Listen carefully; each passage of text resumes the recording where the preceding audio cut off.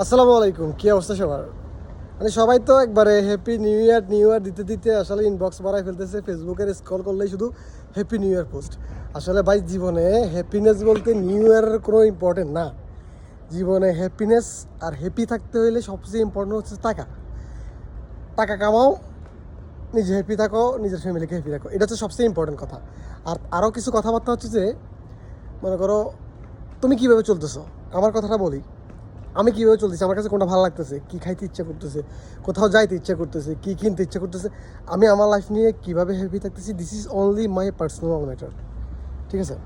মানে আমি totally care করি না যে আমার পিছনে কে কী কী বলতেছে, মানে আমার চলাফেরা নিয়ে কী কী বলতেছে, আমি কীভাবে চলতেছি, আমি ফেসবুকে কী ভিডিও আপলোড করতেছি, কী পোস্ট করতেছি। মানে আমার যেটা ভালো লাগতেছে ভাই, দুই দিনের দুনিয়া, আমি আমার ভালো লাগাটাকে সবচেয়ে বেশি প্রাধান্য দিই। এখন এতে যদি আপনাদের ভালো লাগে না ভালো লাগলে, I don't care, totally ignore me, no problem. মানে লিস্টে কিছু মানুষ আছে যে মানে এত জ্বলতেছে, এত পরিমাণ জ্বলতেছে, কিছু কিছু করার নেই ভাই। জ্বললেও আমার কোনো প্রবলেম নেই, না জ্বললেও কোনো প্রবলেম নেই। মানে আমার যেটা ভালো লাগবে আমি সেটা করবো। আজকে আমি আমার কাছে ভালো লাগতেছে ঘুরতেছি, কালকে আমি অসুস্থ হইতে হয়, বিছানায় পড়ে থাকবো। এটা আমার পার্সোনাল লাইফটা আমি টোটালি এভাবে হ্যান্ডেল করি। সো নিজেকে নিজে ভালো রাখতে হবে, কেউ ভালো রাখবে না, কে কী বললো এটাকে কান দেওয়া যাবে না। এটা হচ্ছে যে সবচেয়ে বেশি ইম্পর্টেন্ট লাইফে। মানুষের কথায় কান দিলে আপনার শুধু টেনশনই বাড়বে, আর কিছু হবে না। মানুষের কথা কান দেওয়া বাদ দেন, কাম করেন, টাকা কামান, হ্যাপি থাকেন। Happy new year.